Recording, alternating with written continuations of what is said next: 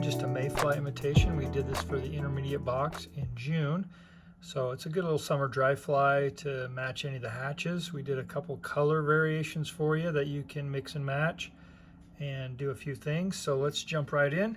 This is a size 16 dry fly hook and we're using 8/0 thread. So I'm going to do the olive style right now. And we'll just start our thread, but instead of snipping off that tag end of our thread, let's just lay that down along the top and try to have that sticking out right through the middle of our hook shank and actually come just slightly down around where it almost bends right in there. We can come right back to about right there. All right, now we're going to put our tail on. So we've sent some Mayfly tails, and these make really good tails on, you can even use them on nymphs if you'd like. And I'm going to try to use, you can use multiple fibers, but I'll try to just use 2 on this one, like that.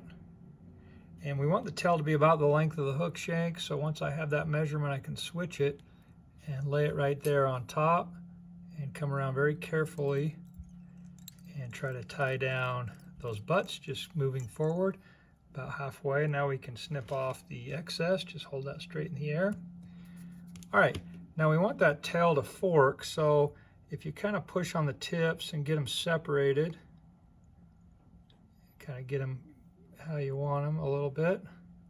I'm just going to kind of push on them to get them separated, and then just bring your thread right up through the center of them like that and position those so they fork. That thread will just help them stay that way. So now I can just lay that flat and secure that down on top with a couple of good wraps. And now I can trim off that tag end like that. All right, now we'll just continue working with the fly.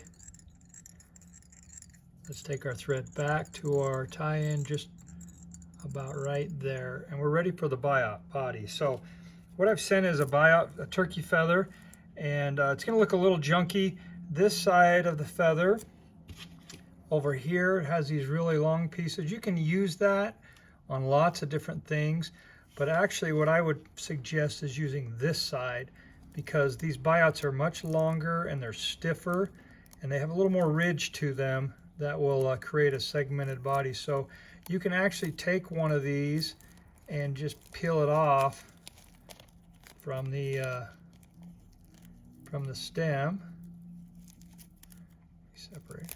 You can kind of pop it off, and then what it does is it creates, if you look carefully, there's a little notch going like this. Let's see, a little notch right there, and I'm going to try to tie it in so that notch is facing up. But before I do that, I'm just going to dip this in some water, and that just seems to help in tying this fly. So there's the notch, that little kind of groove right there. I'm going to tie it in with that facing up in the air.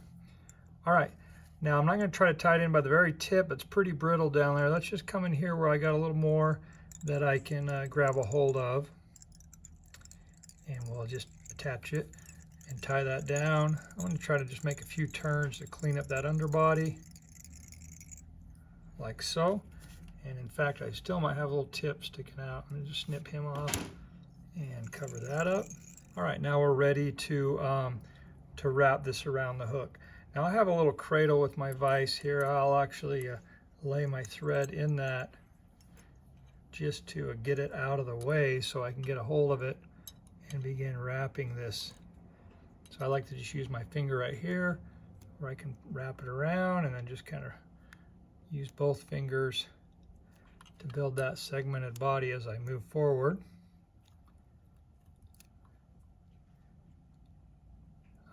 You can use hackle pliers. I just never been good at that with this, so it might be easier for you. Now when I'm right there, I need to tie that off without it coming unraveled, so I like to just pinch it right there. Now I can just remove my thread from the cradle.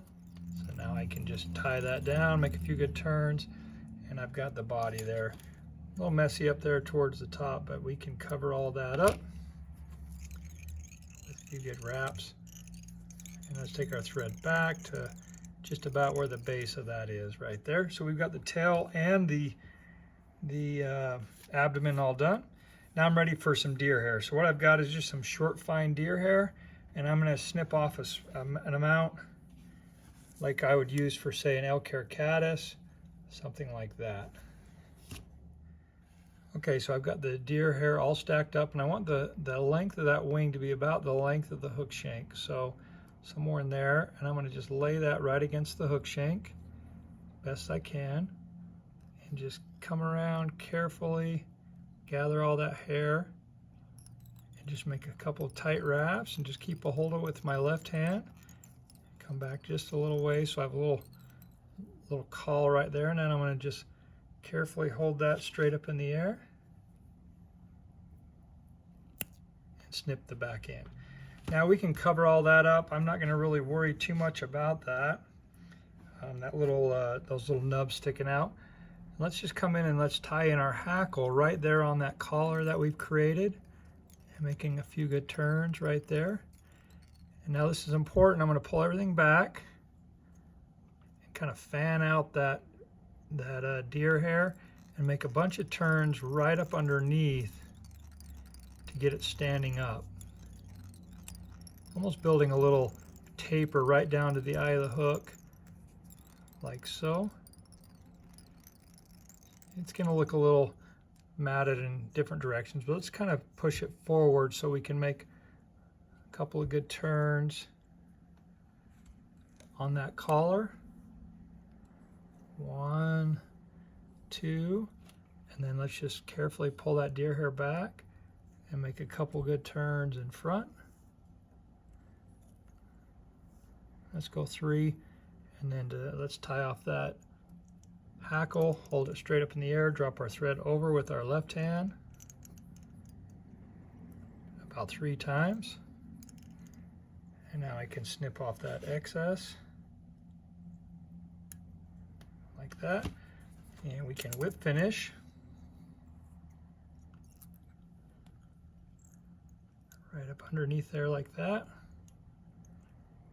trying to keep things around the eye of the hook nice and clean. And then you know, we can fan out that deer hair almost like a comparadun, and that really helps build a wing and a profile what the fish will see, and that'll float really well with that hackle. And so it's a good little dry fly if you got some finicky fish working in some slack water or something.